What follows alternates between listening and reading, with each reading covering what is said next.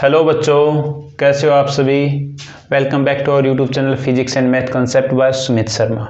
आज हम करते हैं क्लास 11th फिजिक्स का second chapter unit and measurement. हम फर्स्ट चैप्टर कर चुके हैं फिजिकल वर्ल्ड, उसके 3-4 लेक्चर थे, वो आपको यूट्यूब के ऊपर मिल जाएंगे। आपको सिंपली जाके सर्च करना है टॉपिक का नाम या फिर जो भी आपकी जो यूनिट है उसका नाम बाय सुमित शर्मा, आप उसके पीछे डालोगे तो आपको वो लेक्चर मिल जाएगा। ठीक है, तो आज हम करते हैं इस यूनिट फर्स्ट का चैप्टर सेकंड और उसका फर्स्ट टॉपिक। देखो इसके अंदर क्या है, इसका नाम ही क्या बताता है अपने, यूनिट एंड मेजरमेंट। वो यूनिट होंगी और मेजरमेंट होगा। तो सबसे पहले अपना जो क्वेश्चन आता है इसी चैप्टर से देखें तो अपने पास नीड ऑफ मेजरमेंट। देखो हमें जो मेजरमेंट है उसकी जरूरत क्या पड़ी, सबसे पहले यही क्वेश्चन बनता है ना भाई, जो अपने पास मेजरमेंट है उस मेजरमेंट की जरूरत क्या है। तो आप देखिएगा भाई, आपको पता है जो फिजिक्स है, फिजिक्स के बारे में आपको पता होना चाहिए। फिजिक्स क्या है, मेजरमेंट है, क्या होगा इसके अंदर, देखो न्यूमेरिक वैल्यू साथ के साथ यूनिट, इन दोनों का बहुत ही ज्यादा रोल होता है फिजिक्स के अंदर। तो फिजिक्स जो है ना वास्तव में देखें तो इनकम्प्लीट है विदाउट मेजरमेंट। फिजिक्स क्या है, इनकम्प्लीट विदाउट मेजरमेंट। बिना मेजरमेंट के जो फिजिक्स है, फिजिक्स कैसी है, इनकम्प्लीट। क्योंकि फिजिक्स के अंदर आपका जो कॉन्सेप्ट होता है, कॉन्सेप्ट के साथ उसका मैथमेटिकल एक्सप्रेशन भी आपको चाहिए, उसका मेजरमेंट भी चाहिए, आपको ड्राइव करना पड़ता है। ठीक है, तो ये भी बोला गया था भाई जो फिजिक्स है, फिजिक्स क्या है, एक साइंस है मेजरमेंट की। Physics is the science of measurement. Physics क्या है, लिख सकते हैं साइंस ऑफ मेजरमेंट। मापने के लिए जो साइंस का यूज करते हैं किसी भी चीज को मेजर करने के लिए, तो वहां पे कौन सा रोल आएगा, फिजिक्स का। ठीक है, तो जो अपने पास नीड ऑफ मेजरमेंट, इसके बहुत सारे रीजन बता सकते हो। जैसे आप कोई भी लेन देन करते हो किसी भी सामग्री का, तो उसके अंदर एक अमाउंट तो होना चाहिए ना, एक क्वांटिटी होनी चाहिए। उस क्वांटिटी की बेस पे बता सकते हो अभी आपने कितना दिया है, आपको कितना चाहिए वापिस, तो सारा का सारा मेजरमेंट होगा तभी तो आप बता सकते हो ना। तो इसलिए हम बोल सकते हैं जो मेजरमेंट है, मेजरमेंट हमारे लिए बहुत ज्यादा जरूरी है, मेजरमेंट की हमें आवश्यकता है। ठीक है, अब देखो हमने मेजरमेंट को तो जान लिया। अब जो मेजरमेंट है, मेजरमेंट के बाद देखो यूनिट भी आया है, एक वर्ड क्या है, यूनिट। कि यूनिट क्या है, तो देखो यूनिट ऑफ मेजरमेंट, हम जो मेजर करते हैं किसी भी चीज को तो उसकी यूनिट क्या होगी, तो उसको और जानते हैं। देखो आप मान लेते हो आप कोई भी एक सामान खरीदते हो किसी दुकान से, आपने मान लिया 25 किलोग्राम कोई भी सब्जी खरीद ली या कोई और आटा खरीद लिया, मान सकते हैं कोई भी मैटर आपने खरीद लिया 25 किलोग्राम। तो आप इसके अंदर देखोगे एक तो यूनिट है, एक न्यूमेरिक वैल्यू है। देखो जो आपके पास इसे नंबर दे रखा है 25 क्या है, न्यूमेरिक वैल्यू है ना, कितना लिया, क्वांटिटी है ना। और जो अपने पास किलोग्राम क्या बताता है, अमाउंट बताता है। क्या बताता है, अमाउंट। और किसके अंदर, वेट है या फिर बोल सकते हैं मास है, किसी भी क्वांटिटी का मास बताता है। भाई जैसे आपने किसी दुकान पे गए 25 किलोग्राम या 20 किलोग्राम बोल सकते हो टोमेटो खरीद लिए। ठीक है, तो यहाँ पे देखो जो टोमेटो है, टोमेटो आप देख सकते हो, यदि यूनिट नहीं लगाते तो इसका मीन क्या है, 20 टोमेटो का मीन क्या है, 1 2 3 4 ऐसे काउंट करके आप 20 टोमेटो उठाओ। या फिर आपने लिख दिया 20 किलोग्राम। अब 20 किलोग्राम जो क्या बताता है, 20 तो क्या है, न्यूमेरिक वैल्यू है। 20 क्या है, न्यूमेरिक वैल्यू। और किलोग्राम क्या बताता है, यूनिट। आपने क्या लिया है, 20 किलोग्राम ऑफ मास। किसका मास है, टोमेटो का। ठीक है, तो जो मेजरमेंट होगा उस मेजरमेंट के अंदर दो चीजें मिलेंगी, एक तो अपने पास क्वांटिटी होगी और दूसरा न्यूमेरिक वैल्यू होगी। न्यूमेरिक वैल्यू आपको बताएगी क्वांटिटी कितनी है, कम है या ज्यादा है। और यूनिट क्या बताएगी, किस चीज की क्वांटिटी है वो। जैसे अपने पास हमने यहाँ लिखा 20 किलोग्राम, क्या हो गया, मास के लिए हम बोलते हैं यहाँ पे 2 किलोमीटर। क्या बोल दिया, 2 किलोमीटर। 2 तो क्या है, न्यूमेरिक वैल्यू है। जो किलोमीटर है ये क्या बताएगा, यूनिट। किसकी यूनिट है, यूनिट ऑफ लेंथ। भाई आप लेंथ को मेजर कर रहे हो। ठीक है, और कितनी है वो लेंथ, 2 किलोमीटर है। ठीक है, तो ये क्या हो गया, यूनिट ऑफ मेजरमेंट। ठीक है, ये आपके लिए जानना बहुत ज्यादा जरूरी था। अब देखो उसके बाद अपना जो नेक्स्ट बात आती है वो आती है यूनिट जो है, इन यूनिट का कुछ सिस्टम होना चाहिए। वो जो सिस्टम ऑफ यूनिट है उसके बारे में चर्चा करते हैं। तो सिस्टम ऑफ यूनिट को जानना भी बहुत ज्यादा जरूरी है। वो देखिएगा सिस्टम, भाई किसी भी एक सिस्टम के तहत हम किसी भी चीज को मेजर करते हैं तो उसका जो सिस्टम उसके बारे में जानते हैं। चलो अभी देखते हैं system of unit.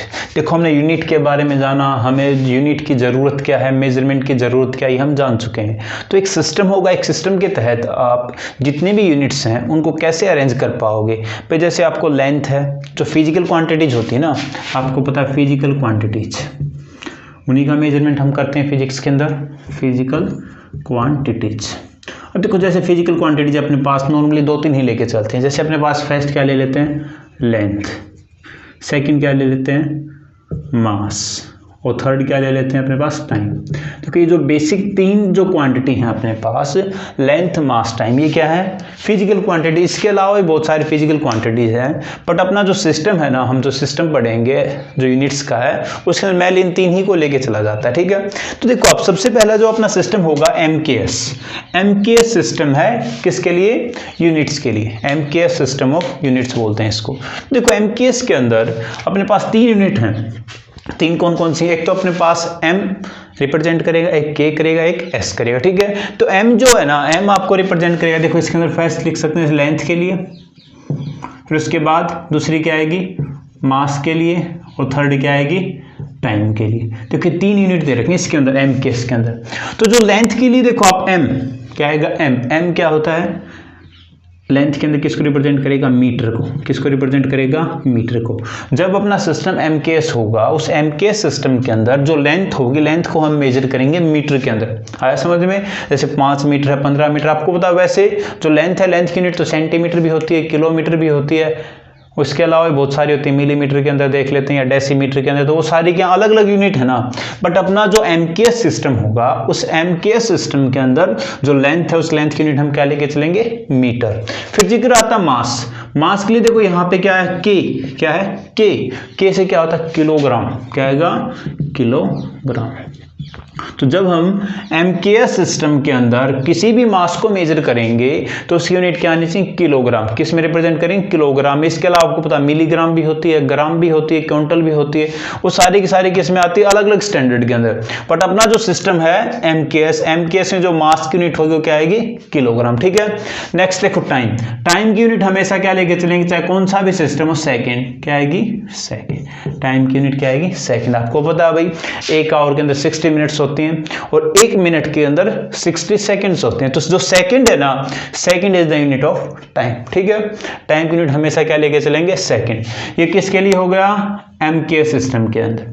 MKS system में लेंथ की यूनिट क्या रहेगी, मीटर, मास की यूनिट क्या रहेगी, किलोग्राम, टाइम की यूनिट क्या रहेगी, सेकंड, ठीक है।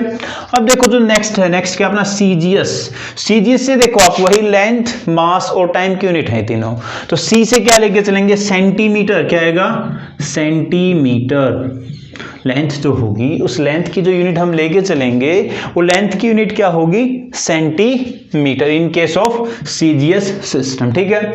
उसके बाद देखते हैं अपने पास जो किलोग्राम है, किसकी यूनिट थी, मास की। यहां पे क्या है, G से क्या होगा, ग्राम, क्या मिलेगा, ग्राम। CGS सिस्टम के अंदर आप जब भी मेजर करोगे किसी भी मास को, तो उसकी यूनिट क्या आनी चाहिए, ग्राम आएगी, ठीक है, क्योंकि अपने पास सिस्टम कौन सा है, CGS है। अब देखो लास्ट में S बच गया, S किसके लिए, टाइम के लिए, और टाइम के लिए क्या आएगा अपने पास, सेकंड, क्या आएगी, second is the unit of time. तो चाहे MKS हो, चाहे CGS हो, चाहे FPS हो, चाहे SI हो, ये अलग अलग कितने भी हो, लेकिन जो टाइम है, टाइम की यूनिट हमेशा क्या लेके चलेंगे, सेकंड, ठीक है। अब नेक्स्ट देखते हैं अपने पास, नेक्स्ट सिस्टम कौन सा है, FPS के अंदर देखो आप जो लेंथ होगी, लेंथ का जो मेजरमेंट होगा, उसके अंदर देखेंगे अपने पास F है। F किसको बताएगा, फुट, पता ना आपको, जो फुट होती है, फुट के अंदर हम लेंथ का मेजरमेंट करते हैं। आपको पता है 1 फुट के अंदर 12 इंचेस होते हैं। तो वहां पे जो मेजरमेंट होगा, जब लेंथ का मेजरमेंट करेंगे इन सिस्टम ऑफ FPS, तो लेंथ किस में आएगी, फुट के अंदर, ठीक है। उसके बाद P क्या आता है, पाउंड या पौंड बोल देते हैं इसको, ठीक है। ये किस में आएगा, मास। जैसे देखो ओस बोलते हैं ना इसको, जैसे क्रिकेट की जो बॉल होती है उसका मास देखते हैं, किसके ओस के अंदर लेके चलते हैं, ओस बोल देते हैं उसको, ठीक है, या पाउंड बोलते हैं, ठीक है। उसके बाद S क्या है, वही अपने पास S किसको बताएगा, टाइम को, और टाइम की यूनिट क्या होती है, सेकंड, ठीक है। अब नेक्स्ट जो अपने पास लास्ट है, लास्ट जो है ना बहुत ज्यादा इंपॉर्टेंट है, SI का मतलब क्या है, देखो वैसे तो देखो तो सब इंस्पेक्टर भी होता है ना, सब इंस्पेक्टर, बट यहाँ पे सब इंस्पेक्टर नहीं लेना, यहाँ पे क्या आएगा, स्टैंडर्ड इंटरनेशनल, क्या होगा, standard international system of units, उसको क्या बोलते हैं, SI सिस्टम। अब देखो जो SI सिस्टम है, इस SI सिस्टम की हमें क्या जरूरत पड़ी, ये भी बहुत इंपॉर्टेंट क्वेश्चन है। जब अपने पास इतने सारे सिस्टम थे, उन सिस्टम से काम नहीं चला, तो हमें SI सिस्टम की जरूरत क्या पड़ी। देखो आपको पता है जो इंडिया है, इंडिया के अंदर बहुत सारे स्टेट्स हैं, अलग अलग स्टेट के अंदर उनका जो मेजरमेंट का तरीका वो डिफरेंट है। भाई कहीं देखते हो आप गाँव के अंदर जो मेजरमेंट का मेथड है वो अलग है, शहरों के अंदर अलग है। तो वहां पे जो मेजरमेंट का मेथड है वो सिर्फ एक रीजन के लिए है ना। अब पूरे नेशनल लेवल के ऊपर जाएंगे तो मान लेते हैं अपने पास MKS वाला हो जाए, लेकिन जो अदर कंट्रीज हैं जैसे इंडिया है, अमेरिका है, जापान है, उन सभी के अंदर जो मेजरमेंट का जो मेथड होगा वो क्या होना चाहिए, एक स्टैंडर्ड होना चाहिए ना सभी के लिए, इंडिया के लिए भी, अमेरिका के लिए, जापान के लिए, सभी कंट्रीज के लिए जो मेजरमेंट का मेथड होगा जो इक्वली होगा, सभी के ऊपर अप्लाई होगा, वो क्या होगा, SI होगा। क्या होगा, SI, स्टैंडर्ड इंटरनेशनल सिस्टम, या फिर इसको बोल सकते हैं international system of units, SI इसको भी बोलते हैं। ठीक है, तो इसके अंदर क्या होगा, वो सारी की सारी यूनिट लेके चले हम। जैसे टाइम है, टाइम की SI यूनिट क्या है, लेंथ है, लेंथ की SI यूनिट क्या है, या फिर अपने पास जो मास है, मास की SI यूनिट क्या है, जो फोर्स होगा, फोर्स की SI यूनिट क्या होगी। तो सारे के सारे हम इस SI सिस्टम के ऊपर, जो मेनली आप फिजिक्स में पढ़ोगे ना, दो सिस्टम पढ़ोगे, कौन कौन से, एक तो SI पढ़ोगे, एक CGS, इन दो का ज्यादा इंपॉर्टेंट है, इंपॉर्टेंस देखेंगे अपने पास फिजिक्स के अंदर। बहुत सारी क्वांटिटीज को आप पढ़ोगे, उन क्वांटिटीज के अंदर आपको बोलेगा भाई SI यूनिट क्या है, आपको SI यूनिट पता होनी चाहिए। साथ ही साथ पूछ सकता है भाई इसकी CGS यूनिट क्या है, तो CGS यूनिट का भी आपको पता होना चाहिए। CGS का मतलब क्या है, छोटे लेवल के ऊपर जाएगा, और SI क्या, इंटरनेशनल लेवल की जो यूनिट है उसका हम डिस्कस करेंगे। ठीक है, तो आज अपने इस वीडियो के अंदर हम करते हैं इतना ही।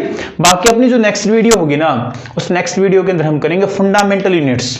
जो फंडामेंटल यूनिट्स हैं भाई, जिनको किसी भी अलग क्वांटिटी की जरूरत नहीं है डिफाइन करने के लिए, या अलग यूनिट की जरूरत नहीं है डिफाइन करने के लिए, वो अपने आप में ही एक फिक्स यूनिट है, जो फंडामेंटल बोल सकते हैं, या फिर जो आधारभूत इकाई होती है ना, वो पढ़ेंगे। और साथ के साथ पढ़ेंगे डेराइव्ड यूनिट्स। डेराइव्ड यूनिट्स कौन सी आएंगी, जिनको हम फंडामेंटल यूनिट्स को यूज करते हुए ड्राइव करते हैं। ठीक है, तो अपने इस YouTube चैनल के ऊपर जितने भी वीडियोज हैं उनको देखें ध्यान से, और जो अपनी जो वीडियो आपको पसंद आए तो लाइक, शेयर और सब्सक्राइब जरूर करें।